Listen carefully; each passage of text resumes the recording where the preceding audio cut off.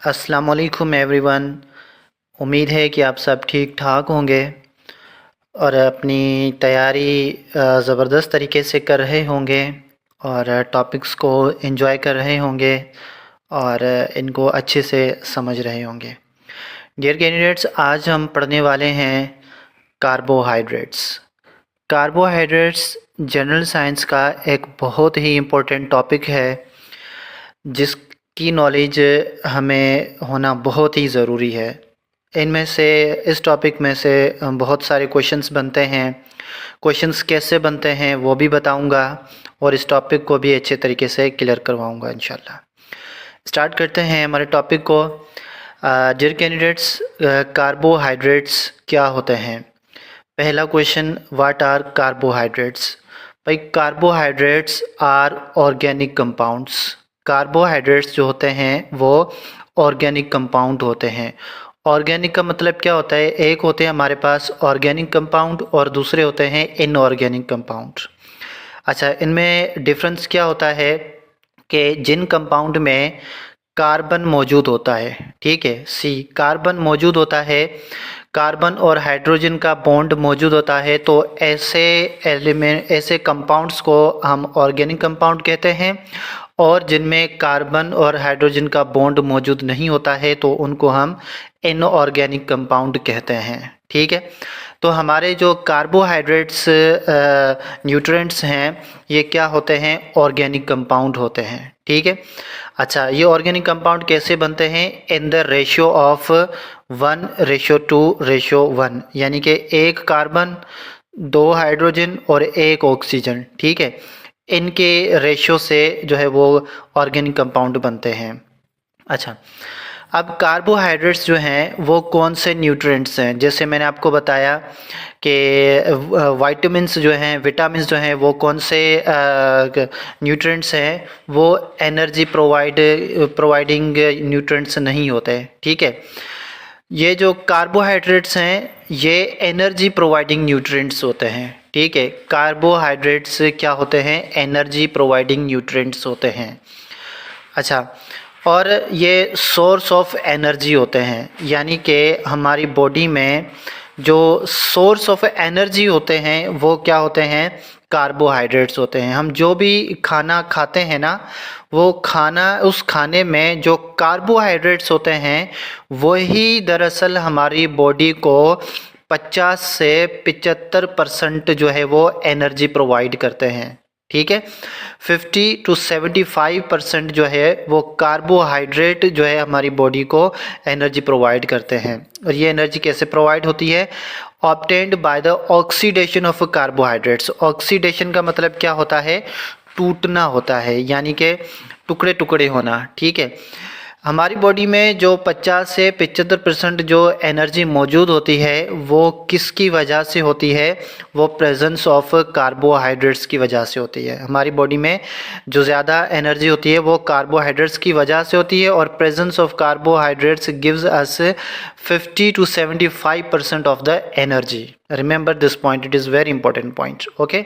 अच्छा, अब यहाँ पे 1 किलोग्राम यानी कि कार्बोहाइड्रेट, यहाँ पे मैं लिख दूँ, कार्बोहाइड्रेट जो है इसका 1 ग्राम जो है वो हमें कितनी कैलोरी प्रोवाइड करता है? वो हमें 17 किलो जॉल ऑफ एनर्जी प्रोवाइड करता है। हमें 1 ग्राम कार्बोहाइड्रेट हमारी बॉडी में 17 किलो जॉल ऑफ एनर्जी प्रोवाइड करता है, ठीक है। अच्छा, इसको अगर हम कैलोरी में देखें तो ये बनता है 4.1 किलो कैलोरी ऑफ एनर्जी। हमारे जिस्म में जो एनर्जी मौजूद होती है तो उसको हम कैलोरी में मेजर करते हैं, ठीक है। तो ये 4.1 किलो कैलोरी ऑफ एनर्जी हमें प्रोवाइड करता है। कितना? 1 ग्राम ऑफ कार्बोहाइड्रेट। बहुत ही सिंपल पॉइंट है, तो इनको माइंड में रखते जाइएगा, ठीक है। अच्छा, और कार्बोहाइड्रेट्स क्या होते हैं कि better fuels than proteins and fats. Remember, जो प्रोटीन्स होती हैं हमारे जिस्म में और फैट्स होते हैं, ये क्या होते हैं ये भी हम पढ़ेंगे इंशाल्लाह नेक्स्ट वीडियोज़ में।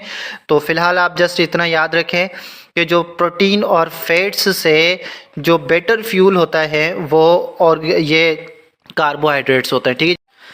अच्छा, अब ये कार्बोहाइड्रेट्स जो है वो प्रोसेस कैसे करते हैं हमारे बॉडी में, ठीक है। इनको हम जैसे ही इनटेक करते हैं, यानी कि कोई भी हम खाना खाते हैं, खाना खाने से क्या होता है कि कार्बोहाइड्रेट्स, प्रोटीन्स, फैट्स जो हैं वो सेपरेट आउट हो जाते हैं। तो जैसे ही हम खाने को इनटेक करते हैं, ये प्रोसेसिंग होती है इनकी किसमें भाई, एलिमेंट्री कैनाल में और लिवर में इनकी प्रोसेसिंग होती है, ठीक है। ऐसा तो नहीं होता ना कि हमारे जिस्म में जैसे ही हमने खाना खाया तो खाना ही हमारे जिस्म में जो है वो ट्रैवल करता रहे, हमारी वेन्स में, हमारे जो एलिमेंट्री कैनाल्स हैं, हमारी टांगों तक जो है यानी कि खाना ही ट्रैवल करता रहे। ऐसा नहीं होता है, ठीक है। जो हम खाना खाते हैं तो वो खाना जो है वो फैट्स, प्रोटीन या फिर कार्बोहाइड्रेट्स में डिवाइड हो जाता है। तो फिर ये जो है ना हमारी ब्लड में शामिल हो जाते हैं, फिर ब्लड के थ्रू हमारी पूरी बॉडी में सर्कुलेट करते हैं, ठीक है। तो ऐसे ही भाई जैसे ही हम खाने को इंटेक्ट करते हैं, इनका प्रोसेस होता है, प्रोसेसिंग होती है, कहाँ पर होती है, एलिमेंट्री कैनाल में और लिवर में इनकी प्रोसेसिंग होती है, ठीक है। प्रोसेसिंग के बाद ये क्या होता है, and are supplied to the tissues. इनकी सप्लीमेंट कहाँ पर हो जाती है, टिश्यूज़ में इनको सप्लाई किया जाता है, ठीक है जी।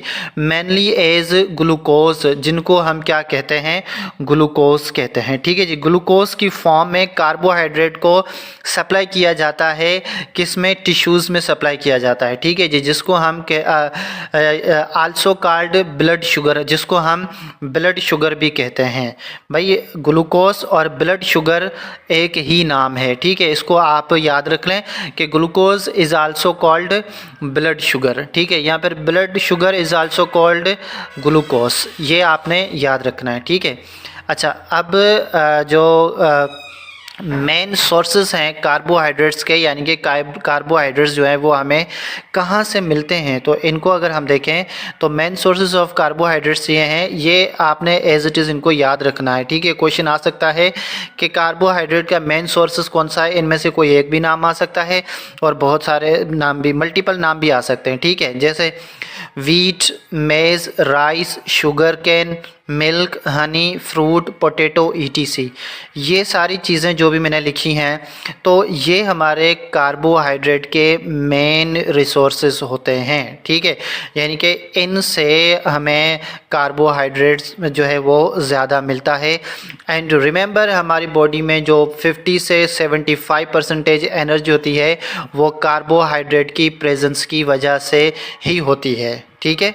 अच्छा, अब कार्बोहाइड्रेट्स को इनकी स्ट्रक्चर के लिहाज से अगर हम देखें तो कार्बोहाइड्रेट को हम 3 स्ट्रक्चर से देखते हैं जो कि बहुत इंपॉर्टेंट हैं और ये अक्सर क्वेश्चंस जो है वो पूछे जाते हैं, ठीक है।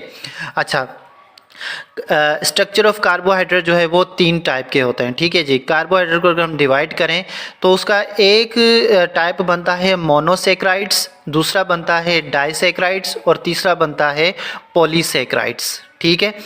1 बाय 1 अब हम इनको जो है वो डिस्कस करेंगे, ये क्या होते हैं, ये किन चीज़ों से मिलकर बने हुए होते हैं, ठीक है जी। अच्छा, मोनोसेक्राइड, मोनो जो वर्ड है ना, मोनो का मतलब ही क्या होता है, सिंगल, यानी कि एक, ठीक है। तो सेक्राइड जो है वो इसका स्ट्रक्चर नाम है, तो मोनोसेक्राइड यानी कि सिंपल। अब आप यहाँ पे कह सकते हैं सिंगल, यहाँ पर सिंपल। तो भाई जो हमारे पास सिंपलेस्ट फॉर्म जो कार्बोहाइड्रेट्स की है वो क्या है, मोनोसेक्राइड है। अब देखें यहाँ पे क्वेश्चन आ सकता है कि which is the simplest form of carbohydrate. अब मोनोसेक्राइड, डाइसेक्राइड और पॉलीसेक्राइड ऑप्शंस में आ जाएंगे, तो आपने किस पे टिक करना होगा, मोनोसेक्राइड पे करना होगा, क्योंकि this is the simplest form of the carbohydrate, क्या, मोनोसेक्राइड्स, ठीक है जी। मेड ऑफ 1 यूनिट ओनली, भाई ये जो मोनोसेक्राइड है ना, ये सिर्फ एक यूनिट से मिलकर बना हुआ है, यानी कि यहाँ पे जो मोनो लिखा हुआ है ना, सिंगल, इसी से इसका पूरी डेफिनेशन इसकी आ जाती है, ठीक है जी। ईजी, भाई या तो वो ग्लूकोज से मिलकर बना हुआ होगा, ठीक है, या तो फिर फ्रक्टोज से मिलकर बना हुआ होगा, या फिर ये गैलेक्टोज से मिलकर बना होगा, ठीक है। यानी कि इसमें दूसरा कोई भी एलिमेंट कंपाउंड जो है ना वो शामिल नहीं होगा, ठीक है। अच्छा, मोनोसेक्राइड को हम सिंपल शुगर भी कहते हैं, रिमेंबर दिस, ठीक है। अब पूछा जा सकता है कि सिंपल शुगर हम किसको कहते हैं, मोनोसेक्राइड, डाइसेक्राइड या फिर पॉलीसेक्राइड। यहाँ पर कहा जाए कि simple sugar is the example of sugar, simple sugar जो है वो किसकी एग्जाम्पल है, तो वो मोनोसेक्राइड की एग्जाम्पल है। ठीक है। अच्छा, उसके बाद हम डाइसेक्राइड्स को देखते हैं कि डाइसेक्राइड्स क्या होते हैं। अच्छा, यहाँ पे जो वर्ड डाई है ना, डाई का मतलब ही क्या होता है, दो होता है। ठीक है जी, यानी कि दो चीज़ें मिलकर जब एक चीज़ बनाते हैं तो हम इसको डाई कहते हैं। ठीक है जी। सेक्राइड जो है वो कार्बोहाइड्रेट का स्ट्रक्चर है। ठीक है जी। डाइसेक्राइड यानी कि ये जो एलिमेंट्स हैं ये सिंगल नहीं होंगे, ये सिंपल नहीं होंगे। ठीक है।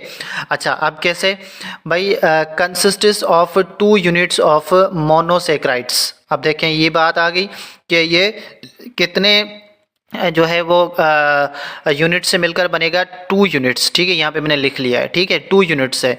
अब सेक्राइड्स कौन कौन से सेक्राइड्स इसकी जो है वो अच्छा, ये कौन से डाइसेक्राइड्स जो है वो कौन से 2 यूनिट से मिलकर बनता है, ये 2 मोनोसेक्राइड्स। जब 2 मोनोसेक्राइड्स मिलते हैं तो फिर क्या बनता है, डाइसेक्राइड्स मिलता है। ठीक है।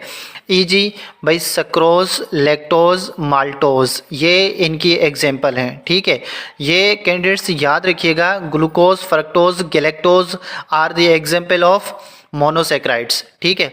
फिर sucrose, lactose, maltose are the example of disaccharides. बहुत इंपॉर्टेंट पॉइंट्स हैं, इनको याद कीजिएगा। ठीक है जी। अच्छा, डाइसेक्राइड्स कैसे बनते हैं, ये 2 यूनिट, किसके 2 यूनिट, मोनोसेक्राइड के जब 2 यूनिट मिलते हैं तो फिर डाइसेक्राइड बनते हैं। ठीक है। अच्छा, और इसको हम क्या कहते हैं, कंपाउंड शुगर। रिमेंबर कि सिंपलेस्ट शुगर जो है वो किसकी एग्जाम्पल है, मोनोसेक्राइड की एग्जाम्पल है, और कंपाउंड शुगर जो है वो किसकी एग्जाम्पल है, डाइसेक्राइड की एग्जाम्पल है। ओके। अच्छा, थर्ड स्ट्रक्चर्स का देखते हैं जिसको हम कहते हैं पॉलीसेक्राइड्स। डियर कैंडिडेट्स, पॉली का मतलब होता है मल्टी यूनिट्स, यानी मल्टीपल यूनिट्स से मिलकर ये बना हुआ होगा। ठीक है, यानी कि इसमें से बहुत सारे यूनिट्स मिलकर बने होंगे तो फिर हम इनको क्या कहेंगे, पॉलीसेक्राइड्स कहते हैं। ठीक है।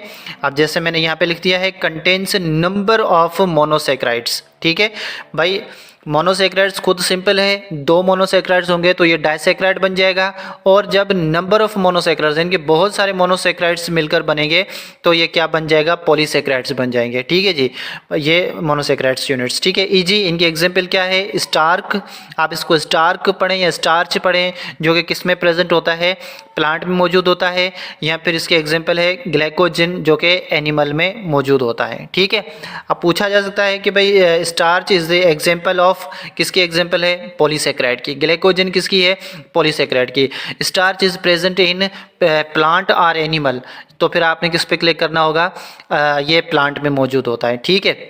तो ये तीनों स्ट्रक्चर्स को हमने देख लिया। अच्छा, अब ओवरऑल जो डाइजेशन होती है ना हमारी बॉडी में, वो किस में ज़्यादा होती है, मोनोसेक्राइड में होती है, कार्बोहाइड्रेट में होती है, या फिर पॉलीसेक्राइड में होती है। इसको हम देखते हैं कि भाई डाइजेशन जो है भाई, ऑल कार्बोहाइड्रेट्स, यानी कि ये मोनोसेक्राइड, डाइसेक्राइड और पॉलीसेक्राइड, ये ऑल कार्बोहाइड्रेट्स, ठीक है जी, are broken down into monosaccharides. इससे पहले मैंने बताया ना आपको कि कार्बोहाइड्रेट्स की ऑक्सीडेशन की वजह से हमें एनर्जी मिलती है। ठीक है जी। तो ये डाइजेशन का जो प्रोसेस होता है ना, all carbohydrates are broken down into monosaccharides. ये सारे किस में ब्रेक डाउन होते हैं, पहले मोनोसेक्राइड में ब्रेक डाउन होता है। ठीक है। ये डाइजेशन के प्रोसेस जो है ना वो ऐसे होता है कि सारे कार्बोहाइड्रेट्स जो है वो मोनोसेक्राइड में ब्रेक डाउन होते हैं, फिर इनमें डाइसेक्राइड बनते हैं, फिर पॉलीसेक्राइड बनते हैं। ठीक है। ये हमने देख लिया इनको स्ट्रक्चर के लिहाज से। अच्छा, अब ये जो ग्लैक्टोज क्या होता है, फ्रक्टोज क्या होता है, ग्लूकोज क्या होता है, लैक्टोज, माल्टोज, ये क्या होते हैं, ये किन चीज़ों से मिलकर बने हुए होते हैं, तो इनको भी हम जो है वो देख लेते हैं। ठीक है। अच्छा, इनको भी हम देखेंगे यहाँ पे। अच्छा, इनको हम देखेंगे यहाँ पे शुगर के टाइप में। ठीक है जी। डियर कैंडिडेट्स, शुगर के टाइप भी बहुत ही इंपॉर्टेंट है, ये भी जनरल साइंस के बहुत इंपॉर्टेंट पोर्शन में जो है ना वो शामिल होता है, इसका भी हमें पता होना चाहिए, और इसमें ही हम ग्लूकोज, लैक्टोज, फ्रक्टोज, माल्टोज क्या होते हैं ये हम क्लियर करेंगे। ठीक है। अच्छा, शुगर्स जो है, शुगर क्या होती है भाई, स्वीट टेस्टिंग सब्सटेंस। जो भी स्वीट टेस्टिंग सब्सटेंस होते हैं तो इनको हम क्या कहते हैं, शुगर कहते हैं। ठीक है। अच्छा, अब शुगर जो है वो दो तरह की होती है। एक होती है हमारे पास सिंपल शुगर और दूसरी होती है टेबल शुगर। ठीक है जी। सिंपल शुगर को हम मोनोसेक्राइड कहते हैं। ठीक है जी। और टेबल शुगर को हम डाइसेक्राइड भी कहते हैं। ठीक है। अच्छा, टेबल शुगर या फिर डाइसेक्राइड आप कह सकते हैं। अच्छा, सिंपल शुगर या फिर मोनोसेक्राइड की एग्जांपल कौन सी हैं जो हम अभी पीछे पढ़ के भी आए हुए हैं? कौन सी? Glucose, fructose, galactose. ठीक है, ये सिंपल शुगर की एग्जांपल हैं। टेबल शुगर की एग्जांपल क्या है? Sucrose, lactose, maltose. ठीक है। चलें अब देखते हैं कि ग्लूकोज क्या होता है, फ्रक्टोज क्या होता है और गैलेक्टोज क्या होता है। ठीक है। अच्छा, ग्लूकोज क्या होता है भाई? Main type of sugar in blood. हमारे ब्लड में जो शुगर का मेन जो टाइप है वो क्या होता है? ग्लूकोज होता है। ठीक है जी। एग्जाम्पल में, सवाल में, क्वेश्चन में आ जाए कि विच of the following is the main type of the blood, तो फिर वहाँ पे सक्रोज, माल्टोज ये सारे आ जाएं, तो फिर आप क्या किस पे टिक करेंगे? ग्लूकोज को। ठीक है जी। अच्छा, और ग्लूकोज क्या है? इसको पॉइंट दे देता हूँ मैं यहाँ पे। Major source of energy for body's cells. भाई जो हमारे बॉडी के जो सेल्स होते हैं, इनका जो मेजर सोर्स ऑफ एनर्जी है वो क्या है? ग्लूकोज है। ठीक है जी। ग्लूकोज जो है वो ज़्यादा से ज़्यादा एनर्जी प्रोवाइड करता है हमें। ठीक है। अच्छा, ग्लूकोज का जो मॉलिक्यूलर फार्मूला है, ठीक है, इसको आप याद कर लीजिएगा। कौन सा फार्मूला है? C6H12O6, यानी कि कार्बन के 6 एटम, हाइड्रोजन के 12 एटम और ऑक्सीजन के 6 एटम मिलते हैं, तो फिर ये क्या बनता है? ग्लूकोज बनता है। ठीक है जी। C6H12O6। ओके। अच्छा, ओवरऑल मोस्ट अबंडेंट मोनोसेक्राइड्स। भाई ये जो ज़्यादा से ज़्यादा हमारी बॉडी में जो मोनोसेक्राइड जो पाई जाता है वो कौन सा होता है? ये ग्लूकोज होता है। ठीक है जी। मोस्ट अबंडेंट जो हमारी बॉडी में जो होता है शुगर, वो क्या होता है? ग्लूकोज की फॉर्म में होता है। ठीक है जी। अच्छा, ग्लूकोज को हम ग्रेप शुगर भी कहते हैं, ग्लूकोज को हम ब्लड शुगर भी कहते हैं। ठीक है जी। ये इनके और नाम भी हैं। ठीक है जी। अच्छा, ये किस में ग्लूकोज के सोर्स क्या है, किस में मिलता है हमें? भाई found in Honey, apricots, ETC। ठीक है, हम पीछे पढ़ के भी आए हुए हैं कुछ, और कुछ ये नाम है। ठीक है, हनी में और एप्रिकॉट्स में हमें ग्लूकोज जो है वो ज़्यादा से ज़्यादा जो है वो मिकदार में मिलता है। ठीक है। अच्छा, ग्लूकोज को हमने देख लिया। ग्लूकोज के बाद हम जो है फ्रक्टोज और गैलेक्टोज को हम देखते हैं। ठीक है जी। तो फ्रक्टोज गैलेक्टोज को देखने के बाद जो है ना वो फिर हम टेबल शुगर पे जाएंगे। अच्छा, अब फ्रक्टोज क्या होता है? फ्रक्टोज को हम जो है वो फ्रूट शुगर कहते हैं। ठीक है जी। ये जो फ्रूट शुगर होते हैं वो फ्रक्टोज होते हैं। क्वेश्चन आ सकता है विच of the following is the example of fruit sugar, तो ये क्या होता है? फ्रक्टोज होता है। ठीक है। अच्छा, sweetest of all the sugars, बहुत ही इंपॉर्टेंट पॉइंट। क्वेश्चन आ जाए कि विच of the following is the sweetest sugar, तो बहुत सारे कैंडिडेट्स गलती करते हैं, वो ग्लूकोज पे टिक करके आ जाते हैं, क्योंकि उन्होंने सुना ये है कि ग्लूकोज हुआ होता है। ठीक है, तो वो ग्लूकोज के पर टिक करके आ जाते हैं कि ये होता है स्वीटेस्ट होता है। ठीक है जी। बल्कि ये कौन सा होता है? फ्रक्टोज होता है। ठीक है। अच्छा, फ्रक्टोज की यही दो पॉइंट्स इंपॉर्टेंट हैं जो कि एग्जाम पॉइंट ऑफ व्यू से आती हैं, तो इनको आप याद कर लें। फ्रक्टोज क्या होता है? फ्रूट शुगर को हम कहते हैं, और ये sweetest of all the sugars, जो भी शुगर्स हमारे पास मौजूद हैं उनमें से फ्रक्टोज जो है वो sweetest of all the sugars. ठीक है। अच्छा, गैलेक्टोज क्या होता है? गैलेक्टोज भाई, गैलेक्टोज का जो फार्मूला है ना, same chemical formula as that of glucose. जो ग्लूकोज का फार्मूला है ना, यही सेम गैलेक्टोज का फार्मूला है। कौन सा फार्मूला? यहाँ पे मैं लिख देता हूँ, C6H12 और O6। ठीक है, ये सेम फार्मूला गैलेक्टोज का भी होता है। ठीक है। अच्छा, ये कंपोनेंट किस चीज़ का कंपोनेंट है? एंटीजिन्स का कंपोनेंट है, जो कि कहाँ पे होता है? On the surface of RBCs। ठीक है। अच्छा, अब एंटीजिन्स क्या होता है ये मैंने यहाँ पे लिखा नहीं है, लेकिन मैं बता देता हूँ, बातों बातों में आपने इस चीज़ को समझना है। ठीक है जी। एंटीजिन्स भाई क्या होता है? एंटीजिन्स ये हमारा RBCs है ना, ये ब्लड का सरफेस है, तो यहाँ पे सरफेस पे एक चीज़ मौजूद होती है जिसको हम एंटीजिन्स कहते हैं। ठीक है। और ये एंटीजिन्स जो है वो किसको डिटरमाइन करते हैं? ब्लड ग्रुप को डिटरमाइन करते हैं, जो कि मैंने यहाँ पे लिख लिया है। ठीक है जी। ब्लड ग्रुप को डिटरमाइन करने के लिए हमें जो है वो ये जो कंपोनेंट है वो कौन सा है, ग्लेक्टोज है, ठीक है जी। ग्लेक्टोज को यूज़ करके हम जो है वो आरबीसीज के सरफेस पे होते हैं, तो हम जो है ना वो ब्लड ग्रुप को डिटरमाइन करते हैं। भाई which of the following type of sugar is used to determine the blood groups को डिटरमाइन करने के लिए कौन सा जो है वो कंपोनेंट यूज होता है, दैट इज ग्लेक्टोज। जो कि ग्लेक्टोज कहाँ पर मौजूद होता है, एंटीजेंस में मौजूद होता है। एंटीजेंस क्या होता है, जो कि आरबीसीज यानी कि रेड ब्लड सेल में जो रेड ब्लड सेल का जो सरफेस होता है वहाँ पर मौजूद होते हैं। तो इनके थ्रू हम जो है वो ब्लड ग्रुप को रिकॉग्नाइज करते हैं। ब्लड ग्रुप कौन से होते हैं, ए पॉजिटिव, हम ऐसे पढ़ते हैं ना, A positive, B negative, O positive, ठीक है। तो ये सारे ब्लड ग्रुप्स जो है वो ग्लेक्टोज के ज़रिए हम डिटरमाइन करते हैं, ठीक है। ये मैंने नीचे लिख भी दिया है कि blood group defined by the presence of specific carbohydrate sugars on the surface of RBCs. भाई जो ब्लड ग्रुप होते हैं ना, ये किसको डिफाइन करते हैं, स्पेसिफिक कार्बोहाइड्रेट्स शुगर को, जो कि कहाँ मौजूद होते हैं, आरबीसीज की सरफेस पर मौजूद होते हैं, जिनको हम एंटीजेंस कहते हैं, ठीक है। ये ब्लड ग्रुप को डिटरमाइन करने के लिए हम बोलते हैं, ठीक है। अच्छा, तो यहाँ तक हमने जो हमारा फर्स्ट टाइप शुगर का है दैट इज़ सिंपल शुगर, इसको हमने कंप्लीट कर लिया, ठीक है। ग्लूकोज को भी समझ लिया, फ्रक्टोज को भी समझ लिया और ग्लेक्टोज को भी हमने समझ लिया। अब हम समझते हैं कि टेबल शुगर क्या होता है, ठीक है। टेबल शुगर को डाइसैक्राइड कहा जाता है, ठीक है। डाइसैक्राइड कहें यहाँ पे टेबल शुगर कहें, एक ही बात है। अच्छा, इनकी एग्जांपल्स कौन सी हैं, सक्रोज, लैक्टोज और माल्टोज होती हैं, ठीक है। सक्रोज किसको कहते हैं भाई, डाइसैक्राइड का मतलब मैंने क्या कहा कि ये डाई का मतलब होता है दो चीज़ों से मिलकर जो एक चीज़ बनती है उसको हम डाई कहते हैं, ठीक है जी। डाइसैक्राइड यानी कि डाइसैक्राइड का स्ट्रक्चर क्या है, ग्लूकोज प्लस फ्रक्टोज। भाई सक्रोज कब बनता है, जब 50% ग्लूकोज मौजूद हो और 50% फ्रक्टोज मौजूद हो, तो फिर जो है वो सक्रोज बनता है, ठीक है जी। और ये क्या होता है, इन्वर्ट शुगर होता है। डियर कैंडिडेट्स, ये याद रखिएगा, इन्वर्ट शुगर क्या होता है, ग्रेप शुगर क्या होता है, ब्लड शुगर क्या होता है, ये किन की एग्जाम्पल होती हैं। ये सारे क्वेश्चंस जो है ना वो आते रहते हैं एग्जाम्स में, इन चीज़ों को आपने माइंड में रखना है। इन्वर्ट शुगर किसको कहते हैं, सक्रोज को कहते हैं, ठीक है, जिसमें 50% ग्लूकोज और 50% फ्रक्टोज मौजूद होता है। ओके अच्छा, अब माल्टोज क्या होता है, माल्टोज जो है ये भी डाइसैक्राइड है। डाइसैक्राइड है तो जाहिर बात है ये 2 यूनिट से मिलकर बना है, कौन कौन से, ग्लूकोज प्लस ग्लूकोज, ठीक है। इस दोनों में ग्लूकोज प्लस ग्लूकोज यानी कि दोनों ग्लूकोज की कॉम्बिनेशन से क्या बनता है, माल्टोज बनता है, ठीक है जी।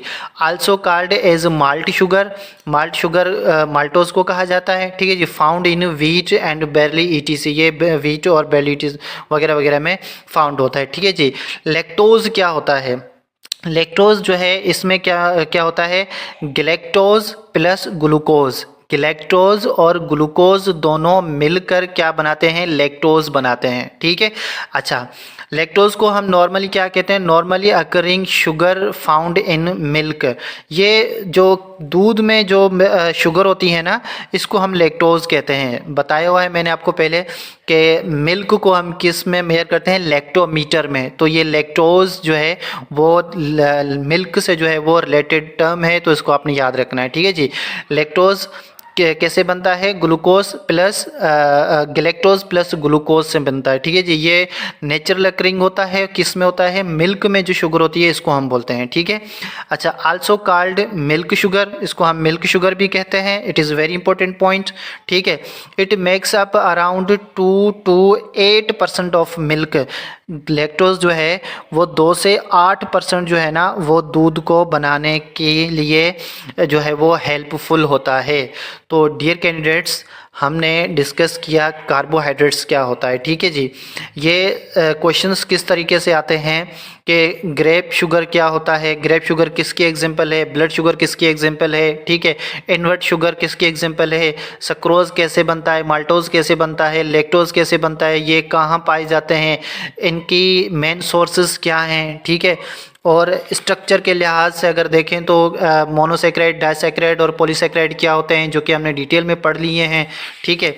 उसके बाद जो कार्बोहाइड्रेट्स इटसेल्फ क्या होता है, ये एक ऑर्गेनिक कंपाउंड है, यहाँ पर इनऑर्गेनिक कंपाउंड है, ये एनर्जी प्रोवाइडिंग न्यूट्रिएंट्स हैं या नहीं, ये भी हमने याद रखना है। हमारी बॉडी में ज़्यादातर जो है वो एनर्जी का सोर्सेज क्या होता है, कार्बोहाइड्रेट का होता है, जो कि हमें ऑक्सीडेशन ऑफ कार्बोहाइड्रेट की हेल्प से मिलता है। ये सारी बहुत सारी मेन पॉइंट्स हैं, तो आप इनको देख लीजिएगा अच्छी तरीके से, इंशाल्लाह आपकी बहुत ज़बरदस्त तैयारी हो जाएगी। Thank you very much.